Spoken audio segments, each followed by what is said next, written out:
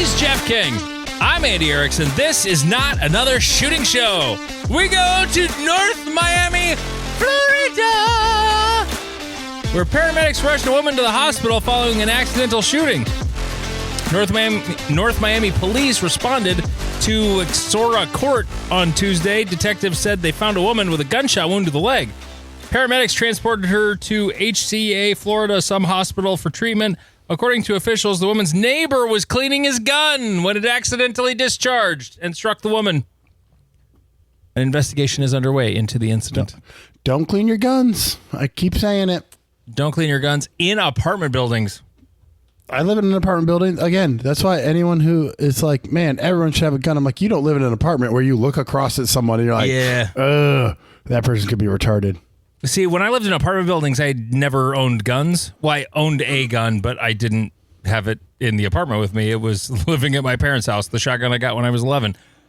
The thought of living in an apartment with other gun owners scares the shit out of me, honestly.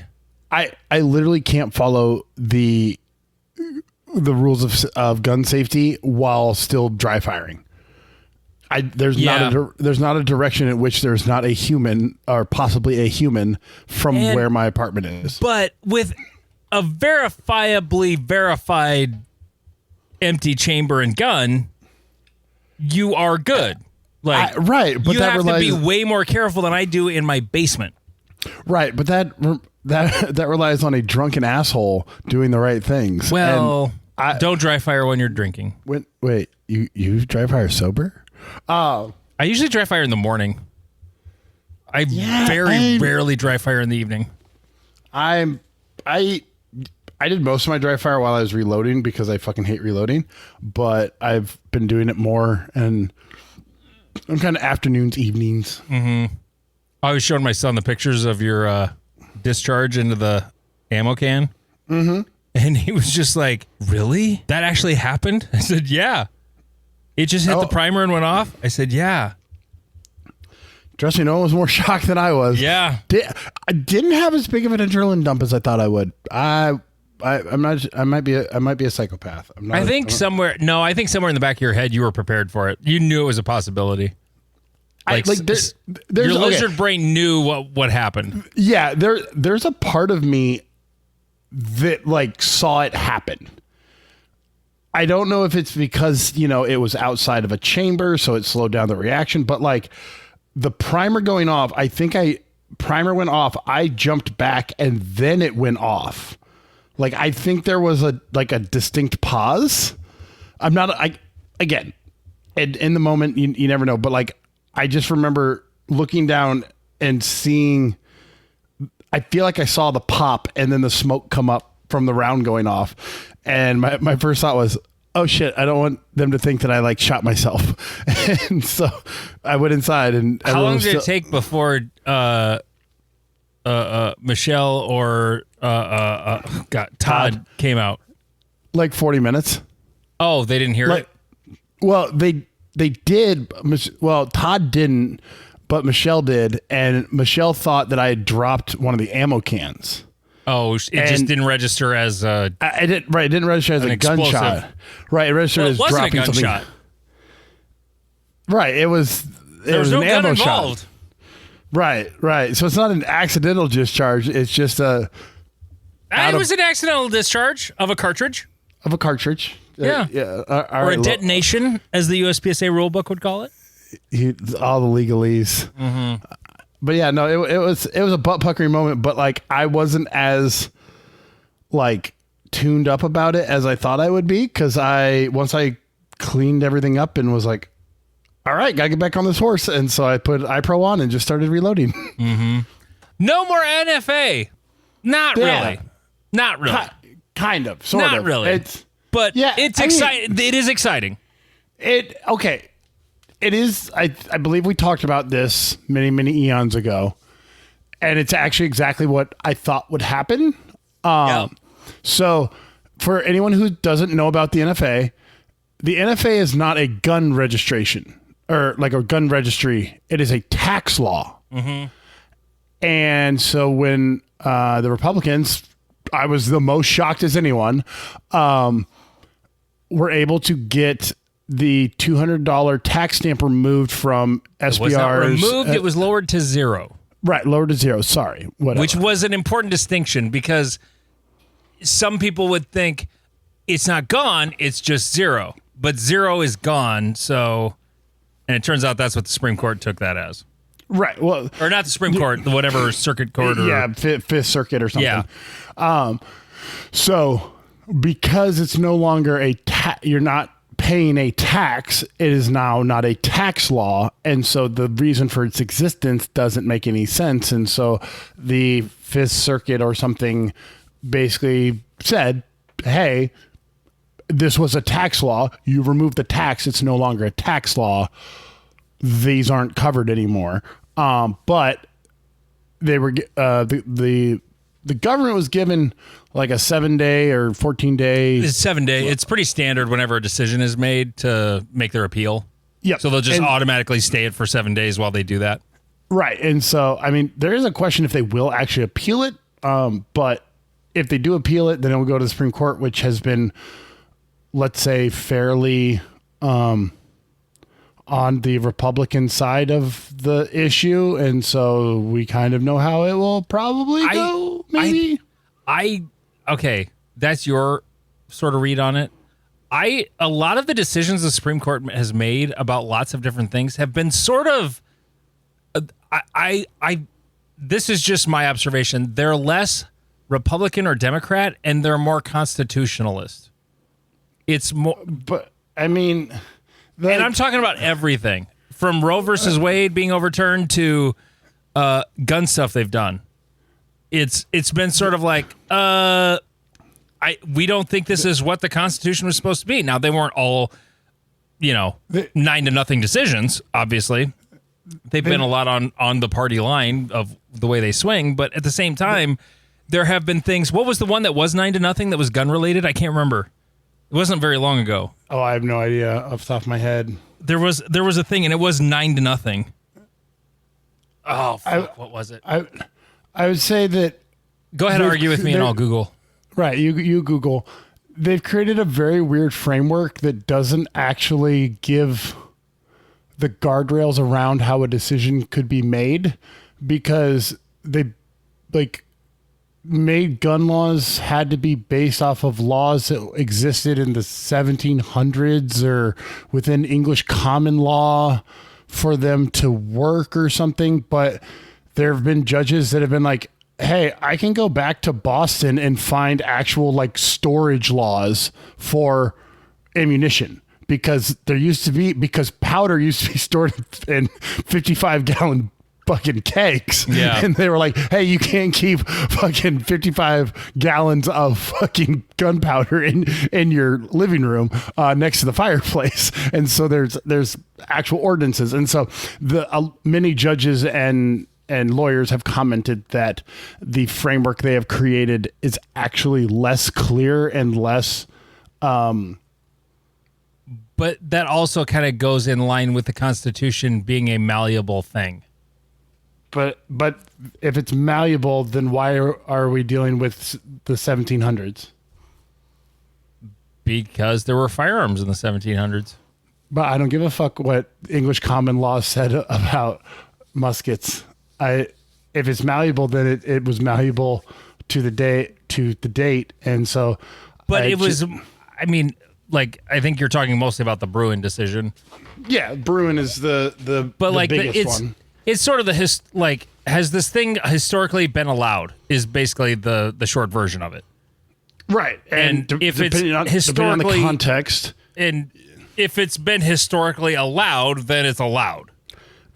But then you get to play the context game. Hey, it's been historically allowed for white males to do this throughout history. And you're like, what about Indians? Nope. They weren't allowed to do any of that. What about black people? No, they're not a thing. Black people were never allowed to do that. What about Chinese people? Well, we excluded them. We literally have a law called the Chinese Exclusion Act. So they weren't allowed to do that. And they're like, well. I pulled the pin on Jeff. I'm sorry, everybody. Hey, anyone? Here's the honest statement.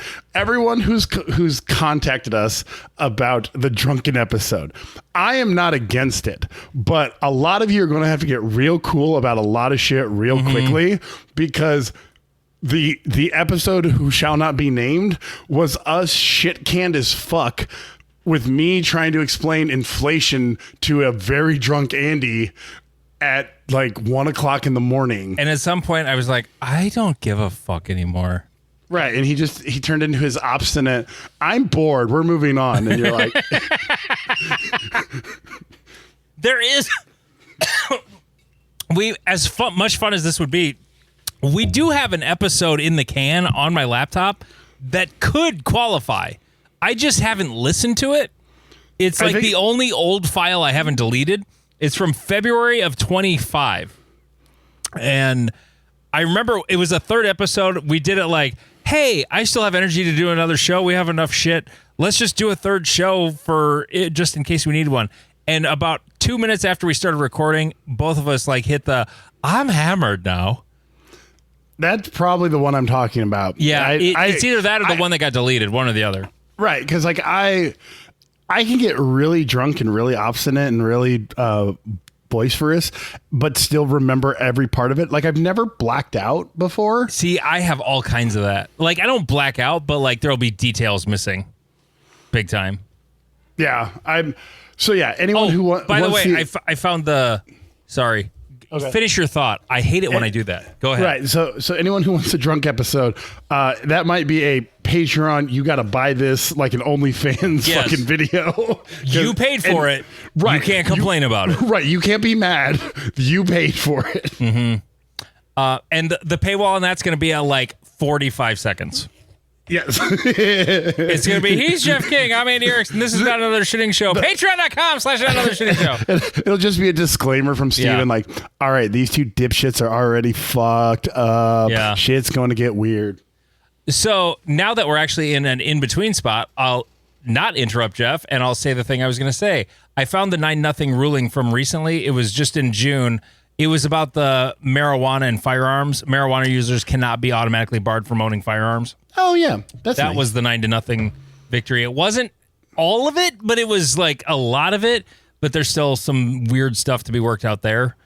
But yeah, that one's going viral.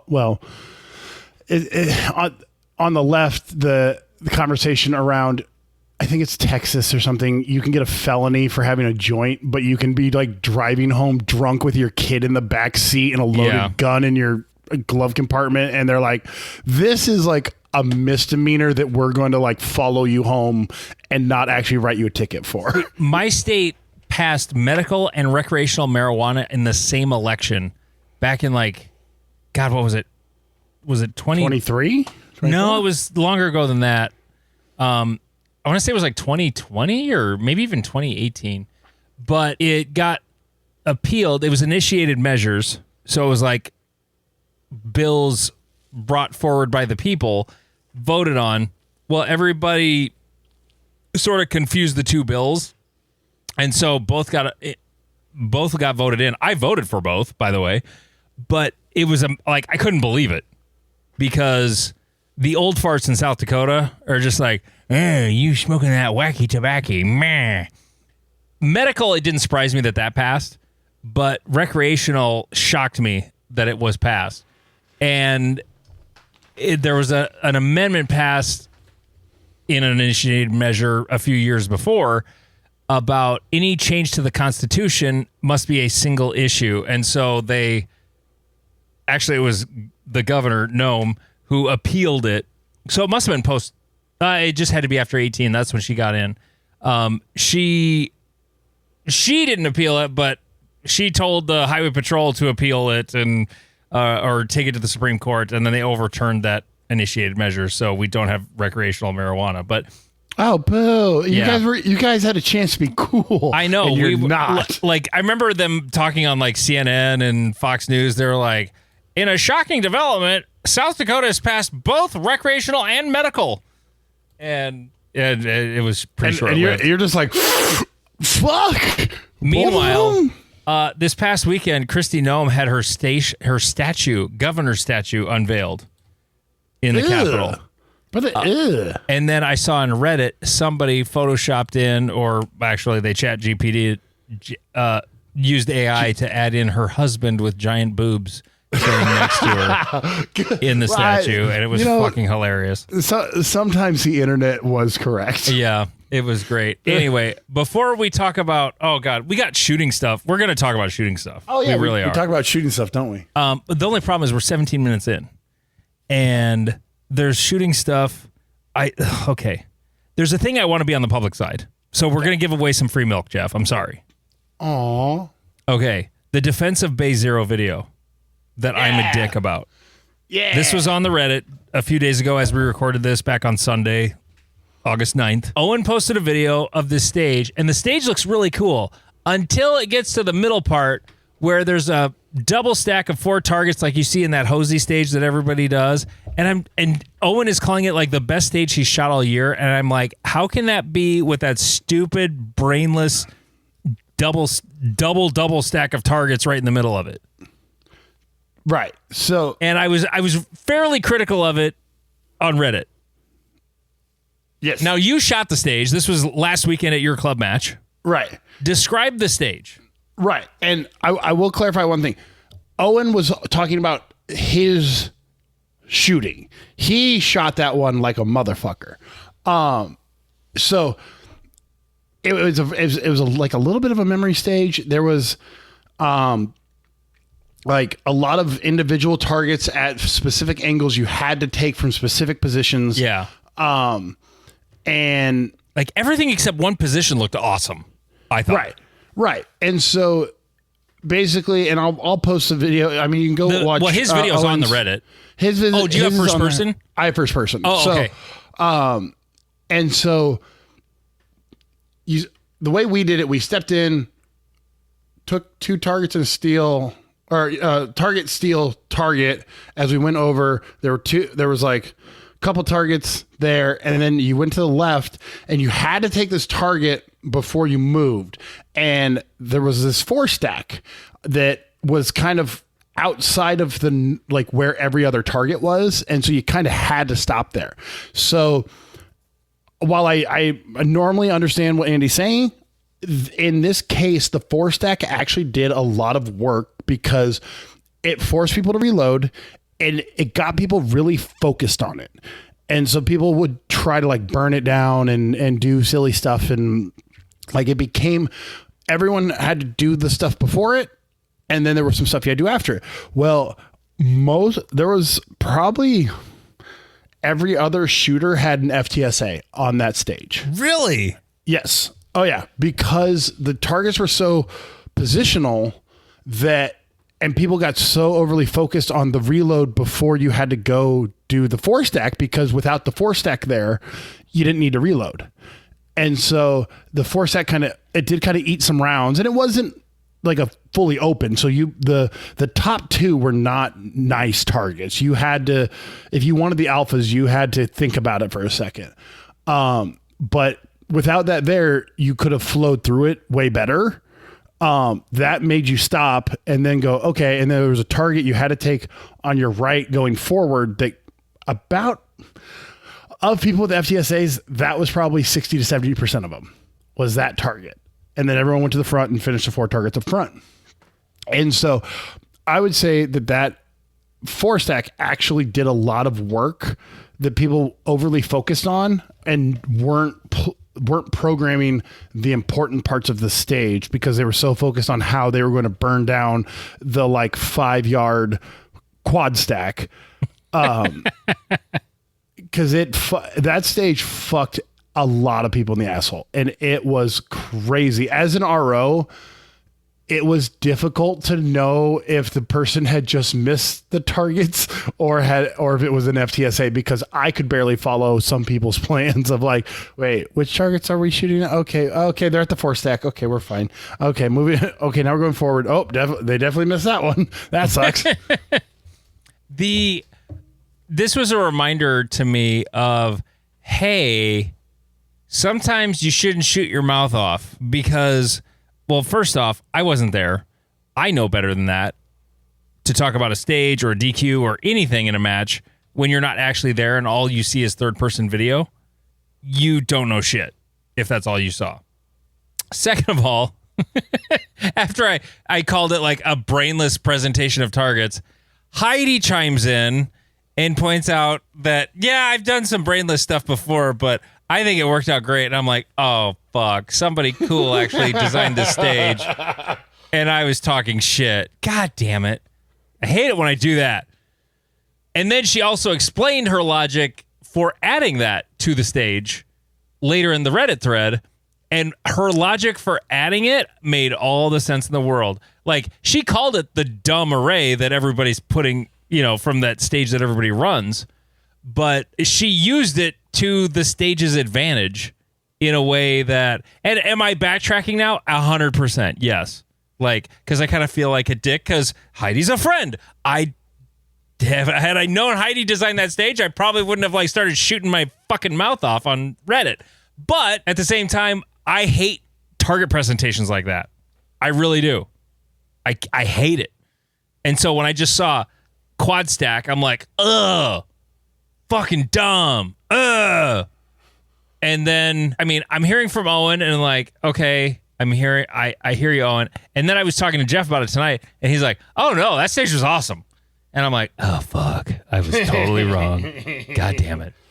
But then, like I said, Heidi explained her logic later. Those dumb hoser stacks, she called them, are all the rage. So I thought it would be fun to throw it into a stage as a distraction from the other shots that require you to pay attention to them. It worked delightfully well. It did. Yeah. It worked very delightfully well. And then someone downloaded my reply to her just saying, okay, that makes sense, but I still hate those fucking stacks. Yeah. It's weird how I get offended by downvotes. Right. It might have been me. Maybe go fuck yourself.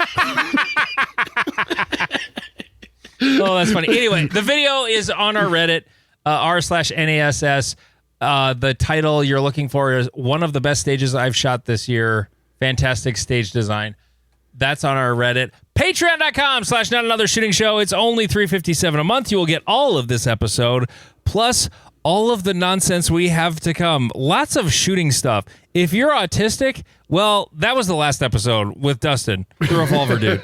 But we've got a little bit more as well. We're gonna talk a little about Free State and how glad we were that we didn't go, not because the match was bad, but because the weather was.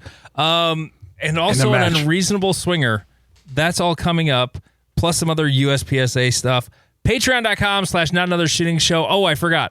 407 comps, I've got them in red. I've got 507 comps in red. Available right now, NotAnotherShootingShow.com. Also, Not Another Shooting Show on YouTube. Here's the thing. I've got a little update for the patrons. I'll tell the patrons about it. Actually, no, I'm going to tell everybody. I really want to start doing video. I resisted it for a long time. Now I want to do it. The problem is I don't know how to do it yet. And Jeff and I need to do practice episodes before I do it because I'm afraid to do it for real without practice. we did before when we started the show. We can bring on Dipshit, the one that isn't welcome in Omaha anymore. He does lots of videos. Patreon.com/NotAnotherShootingShow. It's only $3.57 a month.